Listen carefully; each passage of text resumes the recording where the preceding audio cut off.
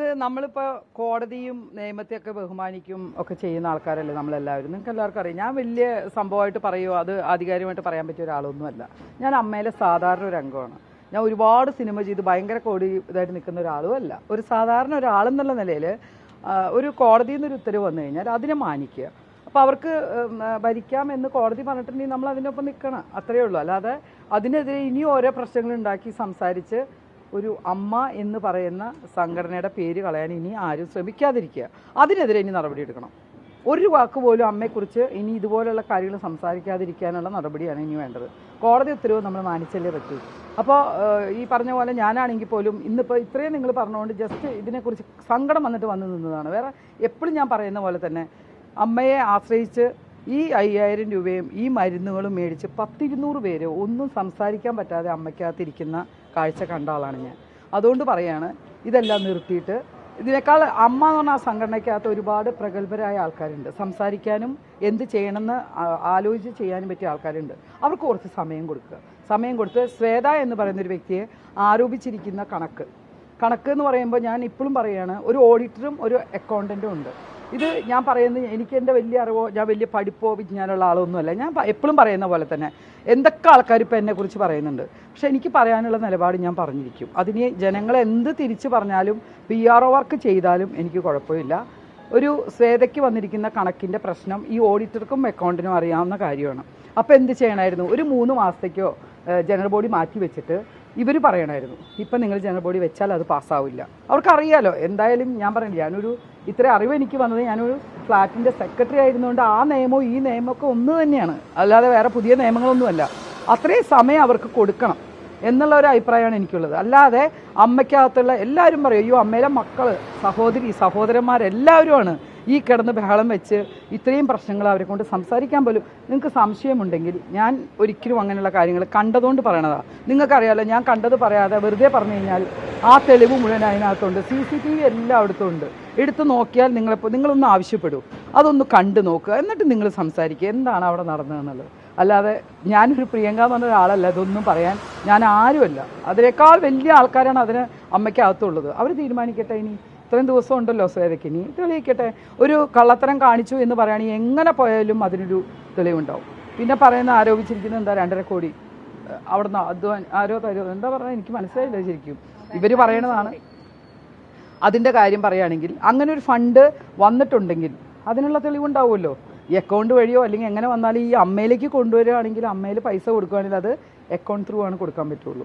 ഒരു അക്കൗണ്ടിൽ നിന്ന് ഒരു അക്കൗണ്ടിലേക്ക് വരാൻ പറ്റുള്ളൂ. അങ്ങനെ നമ്മുടെ അസോസിയേഷൻ എന്ന് പറഞ്ഞൊരു ചാരിറ്റിയാണ്. ഈ ചാരിറ്റി അസോസിയേഷനിൽ എവിടുന്ന് വേണമെങ്കിൽ ഫണ്ട് മേടിക്കാമോ ഇല്ലയോ എന്നൊക്കെ തീരുമാനിക്കുന്നത് നമ്മുടെ ബൈലോയിലുള്ള നിയമം അനുസരിച്ചാണ്. അപ്പോൾ ആ നിയമത്തിനനുസൃതമായിട്ട് ആര് പൈസ തന്നാലും, ജാതി മതഭേദം ആര് പൈസ തന്നാലും ചാരിറ്റി ആയിട്ട് പൈസ മേടിച്ചിട്ട് നമ്മൾ അംഗങ്ങൾക്കല്ല കൊടുക്കേണ്ടതെന്ന് ബൈലോയിലുണ്ടെങ്കിൽ നിങ്ങളൊന്ന് ആലോചിച്ച് നോക്കൂ. നമ്മുടെ വയനാടാണെങ്കിലും ഇത്ര പ്രശ്നങ്ങൾ നടക്കുന്ന, വീടും ഇല്ലാതെ വെറുതെ നിലത്ത് കിടന്നുറങ്ങുന്ന ഒരുപാട് ജനങ്ങൾ നമ്മുടെ ഈ ലോകത്തുണ്ട്, കേരളത്തിലുണ്ട്. ഈ കേരളത്തിലുള്ള അമ്മയുടെ അംഗങ്ങൾക്ക് കൊടുക്കണ്ട. ഈ പൈസ ചാരിറ്റി ആയിട്ട് ഉപയോഗിച്ചിട്ട് പുറത്ത് കൊടുക്കട്ടെ. അമ്മ എന്നുള്ള പേരിൽ ഒരു 4 വീട് വെച്ച് കൊടുക്കുവോ അല്ലെങ്കിൽ കുട്ടികളെ വിദ്യാഭ്യാസത്തിന് കൊടുക്കുകയോ ഒക്കെ ചെയ്തുകൂടെ? അപ്പോൾ അങ്ങനെയുള്ള കാര്യങ്ങൾ, നല്ല കാര്യങ്ങൾ ഒരാൾ ചെയ്തു വരുമ്പോൾ അത് നിയമപരമായിട്ട് ചെയ്യാൻ പറ്റുമെന്നുണ്ടെങ്കിൽ അതിനെ സ്വീകരിക്കല്ലേ വേണ്ടത്. എൻ്റെ ഒരു അഭിപ്രായം അതാണ്. എൻ്റെ സാധാരണ ഒരാളെന്നുള്ളൊരു അഭിപ്രായമാണ് ഞാൻ പറയണത്. അങ്ങനെ നിയമപരമായിട്ട് അമ്മയ്ക്ക് ആ പൈസ എടുക്കാമെന്നുണ്ടെങ്കിൽ ഏത് സ്ഥലത്തു നിന്നാണെങ്കിലും തരാൻ തയ്യാറായാൽ നിയമം അനുസരിച്ച് പൈസ വാങ്ങി ഈ പറഞ്ഞ പോലെ അംഗങ്ങൾ കൊടുക്കുക. അത് പുറത്ത് എത്രയോ ഉണ്ട്, അതെല്ലാം ചെയ്യാൻ നോക്കുക. ഇതിനെ എതിരും പറഞ്ഞ് എന്താണെന്ന് കേൾക്കാനും സമ്മതിക്കാതെ ഒത്തിരി ബഹളവും വെച്ച് നമ്മൾ ഒരു അമ്മ എന്ന് പറഞ്ഞ സംഘടനയ്ക്കകത്ത് ഇങ്ങനൊരു പ്രശ്നം ഉണ്ടാവണതിൽ വളരെ ദുഃഖമുണ്ട്. ഇത് ജനങ്ങളുടെ ഇടയിൽ വെച്ച് ജനങ്ങളാണ് ഈ അമ്മയിലുള്ള എല്ലാ ആൾക്കാരെയും സിനിമ കണ്ട് വിജയിപ്പിക്കുന്നതും തിയേറ്ററിൽ പോകണമെന്ന് തീരുമാനിക്കുന്നതും ഈ കണ്ടുകൊണ്ടിരിക്കുന്ന ജനങ്ങളാണ്. അവർക്ക് ഇതുപോലുള്ള മറുപടി കൊടുത്ത് എല്ലാവരും കരിവാരി തേക്കരുത്. ഇപ്പം എന്നെക്കുറിച്ച് ഒരുപാട് ആരോപണം വരുന്നുണ്ട്. എൻ്റെ പഴയ കാര്യങ്ങൾ ഇതെല്ലാം പണ്ടായിട്ട് ഇടുന്നതാണ്. ഇതൊന്നും PRO വർക്ക് ചെയ്തുകൊണ്ടൊന്നും പ്രിയങ്ക എന്ന് പറഞ്ഞ ആൾക്കൊന്നും സംഭവിക്കാൻ പോകുന്നില്ല. എന്ത് സംഭവം വന്നാലും ഞാനത് ഫേസ് ചെയ്യാൻ തയ്യാറായിട്ട് നിൽക്കുന്ന ആൾ തന്നെയാണ്. എനിക്കൊരു വിഷമമുള്ളത് എന്താണെന്ന് വെച്ചാൽ എന്നെപ്പോലെ അത്ര കഠിന ഹൃദയരല്ല എൻ്റെ കുടുംബവും എൻ്റെ ഫാമിലിയൊക്കെ. അവരോർത്ത് മാത്രമേ ചെറിയ ദുഃഖമുള്ളൂ. ഇവരൊക്കെ വായിക്കുമ്പോൾ അവർക്കൊരു വിഷമം ഉണ്ടാവും. ആ വിഷമം ദയവീത് ജനങ്ങളായ നിങ്ങൾ എനിക്ക് തരരുത്. നിങ്ങളുടെ കൂടെ എന്നും നിന്നിട്ടേ ഉള്ളൂ ഞാൻ. അതേപോലെ തന്നെ നിങ്ങളാണ് ഇതെല്ലാം ജനങ്ങളുടെ ഇടയിലേക്ക് നിൽക്കുന്നത്. നിങ്ങൾ പത്രക്കാരെ കുറ്റം പറയാൻ ഒരു കാര്യമില്ല. കാരണം തെറ്റായാലും ശരിയായാലും നിങ്ങളുടെ ഡ്യൂട്ടി എന്ന് പറയുന്നത് ജനങ്ങളിൽ എത്തിക്കുക എന്നുള്ളത്. അത് നിങ്ങൾ കാര്യമായിട്ട് തന്നെ എത്തിച്ചു കൊടുക്കുക, ജനങ്ങൾ അറിയട്ടെ എല്ലാ കാര്യങ്ങളും. പക്ഷേ ഇനി ഇപ്പോൾ ഞാൻ പറയും, ഇനി അമ്മ എന്നുള്ളൊരു സംഘടനയ്ക്ക് ഒരു കാരണവശാലും ഒരു എതിരായിട്ട് ഒരു വാക്ക് പോലും എൻ്റെ ഭാഗത്തുനിന്നുണ്ടാവില്ല. ശ്വേത എന്ന് പറയുന്ന വ്യക്തി എന്നെ പേഴ്സണലായിട്ട് എനിക്ക് അവരെ ഭയങ്കര ഇഷ്ടമാണ്, ഞാനായിട്ട് നല്ല ഫ്രണ്ട്ഷിപ്പ് ഉള്ളതാണ്. തെറ്റ് ഉണ്ടെങ്കിൽ ഇനിയിപ്പോൾ തെളിഞ്ഞു വരുമ്പോൾ തെറ്റുണ്ടെങ്കിൽ നമ്മളെല്ലാവരും അവരോട് നിൽക്കില്ലല്ലോ. ഇതുവരെ ആരെങ്കിലും തെളിയിച്ചിട്ടുണ്ടോ? പിന്നെ എന്തിനാ ഇങ്ങനെ ഒരാളെ ഇങ്ങനെ കഴിവാരി തേക്കുന്നത്? ഇവിടെ നിയമവും കോടതിയുണ്ട്, പോലീസും ഉണ്ട്, എല്ലാവരും നോക്കട്ടെ. അല്ല, അതായത് ഞാൻ ഇരിക്കുമ്പോൾ ഞാൻ തന്നെയാണ് പറഞ്ഞത്, ഞാൻ അവിടെ ഇതെല്ലാം CCTV ദൃശ്യങ്ങൾ നിങ്ങൾക്ക് എടുത്ത് അറിയാൻ പറ്റും. അപ്പോഴും ലാലേട്ടനോ ഞാൻ ഇത് ഒരു 40-45 ദിവസം ശ്വേത അവിടെ നിന്ന് ചോദിച്ചപ്പോൾ അതിനെന്താ കൊടുക്കണേ കൊടുക്കുക. അപ്പോൾ ജനറൽ ബോഡിയുടെ ഒരു അംഗീകാരമാണ് ലാലേട്ടൻ ആരും ചെയ്യുക. ലാലേട്ടൻ ഒറ്റയ്ക്ക് കയറി പറയാൻ പറ്റില്ല. ജനറൽ ബോഡി എന്ന് പറയുന്നത് നമ്മൾ അതിനാണ് വെച്ചിരിക്കുന്നത്. അതിനുള്ള സമയം കൊടുത്തില്ല ആർക്കെങ്കിലും പറയാനോ ഇതൊന്ന് സംസാരിച്ച് കൈ പൊക്കാനോ. ചിലർക്ക് പേടിയാണ്, അറിയില്ല ഈ പാവങ്ങൾ എവിടെ.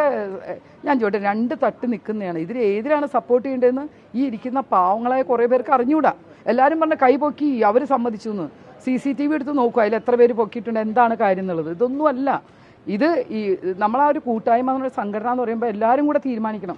ഇങ്ങനെയല്ല വേണ്ടത്, നമ്മളെല്ലാവരും കൂടെ യോജിച്ച് സംസാരിക്കണം എന്നുള്ളത്. ലാലേട്ടൻ പറഞ്ഞു എന്ന് ഞാൻ പറഞ്ഞതായിട്ട് പറയരുത്. പറയാൻ അദ്ദേഹം ഇങ്ങനെ സംസാരിച്ചു, കൊടുക്കാമായിരുന്നു, തന്നെ കൊടുക്കാമല്ലോ എന്നുവെച്ചാൽ എല്ലാവരും അതാ ചോദിക്കുന്നത്. അപ്പോഴത്തേനും അത് പറ്റില്ല, ബഹളമായി. അതിൻ്റെ അർത്ഥം എന്താണ്? എൻ്റെ മനസ്സിൽ തോന്നുന്നത് ഈ ഓഡിറ്ററും അഡ്വക്കേറ്റും അറിയാതെ ഒരു കാര്യം ഉണ്ടാവില്ല. പിന്നെ എന്തിനാണ് ഇങ്ങനെ ഒരു സ്ത്രീയെ ടാർഗറ്റ് ചെയ്തത്? അതെന്താണെന്ന് വെച്ചാൽ നമ്മൾ കയറി വരുമ്പോൾ, നമ്മൾ സാധാരണ അമ്മയിൽ വരുമ്പോൾ തന്നെ എല്ലാവരും പോയി രജിസ്ട്രേഷൻ ഒപ്പിടാൻ ഒരു സന്തോഷമാണ് എല്ലാവരും കാണുന്നത്. ഞങ്ങൾ ഈ ഒരു കൊല്ലത്ത് ഒരു ദിവസത്തിന് വേണ്ടി കാത്തിരിക്കുക. ഞാൻ പറഞ്ഞു, ഞാൻ സാധാരണക്കാരിയാണ്, നമ്മുടെ സഹപ്രവർത്തകരെയൊക്കെ ഒന്ന് കാണാമെന്ന് പറഞ്ഞാൽ സിനിമ പോലും ഇപ്പോൾ ആർക്കും അധികമില്ല. ഉള്ളത് പറയില്ല, ഒരാളിപ്പോൾ സിനിമയിൽ അധികം അഭിനയിക്കുന്നില്ല. ഞങ്ങളൊക്കെ സീരിയലും ഇതൊക്കെ ചെയ്താണ് നമ്മളൊക്കെ നിൽക്കുന്നത്. എൻ്റെ കാര്യം ഞാൻ പറയണത്. അപ്പോൾ ആ സമയത്ത് ഇവരെല്ലാവരും കൂടെ കാണുമ്പോൾ നമുക്കൊരു ഭയങ്കര സന്തോഷം. ആ സമയത്താണ് വിളിച്ചുകൊണ്ട് പോയിട്ട് ഇത് സൈൻ ചെയ്യുമെന്ന് പറയുമ്പോൾ നമ്മളൊരു പേപ്പർ തന്നു, നമ്മൾ സൈൻ, നമ്മുടെ ആൾക്കാരാണ് നിൽക്കുന്നത് ചുറ്റും. ഈ അകത്ത് കയറുമ്പോഴാണല്ലോ ഈ ബഹളവും കാര്യങ്ങളൊക്കെ നമ്മൾ കാണുന്നത്. അപ്പോഴാണ് നമ്മൾ ചിന്തിക്കുന്നത് നമ്മൾ എന്തിനാണോ ഇതിന് സൈൻ ചെയ്തത്. കാരണം അതിനകത്ത് പറഞ്ഞിരിക്കുന്ന കാര്യങ്ങൾ വായിച്ച് നോക്കുമ്പോൾ ശരിയാണ്. എന്തിന് ഗോകുലം പാർക്കിൽ നിന്ന് ഇപ്പുറത്തേക്ക് മാറ്റി വെച്ചു, ഇതൊക്കെയാണ്. ഞാൻ ജസ്റ്റ് ഒന്ന് വായിച്ചേ ഉള്ളൂ. അതുകൊണ്ട് ഞാൻ പേപ്പറിൽ ഞാൻ ഒപ്പിട്ട് കൊടുത്തിട്ടില്ല. ഞാൻ ആ ഒരു ബുക്ക് വെച്ചിട്ടുണ്ടായിരുന്നു, അതിൽ ഒപ്പിട്ടിട്ടുണ്ട്. കാരണം എന്താ വെച്ചാൽ നമുക്ക് പെട്ടെന്ന് അറിഞ്ഞില്ല ഇതിനകത്ത് ഇത്രയും ബഹളം. അപ്പോൾ ഒരു സംഘടന എന്ന് പറയുമ്പോൾ അതിനൊക്കെ ഒരു പ്രോട്ടോകോൾ ഉണ്ട്. ആദ്യം നമ്മൾ ഈശ്വര പ്രാർത്ഥന ഉണ്ടാവും, മരിച്ചുപോയവരെ ആദരിക്കലുണ്ടാവും, അങ്ങനെ കുറേ കാര്യങ്ങളുണ്ടല്ലോ. ഇതൊക്കെ കഴിഞ്ഞിട്ട് പ്രസിഡന്റ് പറയാനുള്ള കാര്യങ്ങൾ കേൾക്കട്ടെ. ഞാൻ അവിടെ നിന്ന് നിങ്ങൾ CCTV എടുത്തോ, ഞാൻ പറയുന്നുണ്ട്, അവർ പറയാനുള്ളതൊന്ന് പറയട്ടെ. നിങ്ങൾ ഇരിക്കുക, ഇത് കേൾക്കണ്ടേ എന്താ പറയണേന്നുള്ളത്. എന്തുകൊണ്ട് ഉണ്ണി ശിവപാൽ രാജിവെച്ചു, അല്ലെ മാറ്റി നിർത്തി, ഇതൊക്കെ നമുക്കും അറിയണ്ടേ. അതിനാണ് ജനറൽ ബോഡി വരെ വെച്ചത്. മെമ്മറി കാർഡിൻ്റെ വിഷയം, അതും ജനറൽ ബോഡി വരട്ടെ എന്ന് പറഞ്ഞു. അതിനെക്കുറിച്ച് ആരും മിണ്ടിയിട്ടില്ല. അപ്പോൾ ഇതൊക്കെ അറിയാനതിന് മുമ്പ് ബഹളം തുടങ്ങി എങ്ങനെയാണ് ആരാ പറഞ്ഞു തരിക? അതുകൊണ്ടൊന്നും സംസാരിച്ചിട്ടില്ല. നമ്മൾ ആരും അവിശ്വാസ പ്രമേയം പാസ്സാക്കാൻ പറ്റില്ല എന്ന് പറഞ്ഞിട്ടില്ല, സംസാരിക്കാൻ സമയം തരാമെന്നാണ് പറഞ്ഞത്. പക്ഷെ ആദ്യം കയറി ഇത് പറയണമെന്ന് പറഞ്ഞാൽ എങ്ങനെ ആരും സമ്മതിച്ചു കൊടുക്കുമോ? ഈ പറയുന്ന സെക്രട്ടറിയാണ് ഇതിൻ്റെ എല്ലാം. ഞാനൊരു സെക്രട്ടറി ആയിട്ട് പറയാം, സെക്രട്ടറിയാണ് ഏറ്റവും കൂടുതൽ ഒരു സംഘടനയിൽ പ്രവർത്തിക്കേണ്ടത്. പ്രസിഡന്റിന് വേണ്ടി എല്ലാ കാര്യങ്ങളും അവർ രണ്ടുപേരും. ഇത് സെക്രട്ടറി ചെയ്യാത്ത കാര്യങ്ങളാണോ എന്താണോ എന്ന് നമുക്കറിയില്ല. അവരാണ് പറയേണ്ടത്, ഇന്ന പോലെ ഉണ്ടായി, ഉണ്ണി ശിവപാൽ ഇങ്ങനെ പ്രശ്നം, അതൊന്നും ആരും പറഞ്ഞിരുന്നില്ല, ചോദിച്ചില്ല. ഏറ്റവും ആദ്യം അവിശ്വാസ പ്രമേയം എന്നാണ് പറയണത്.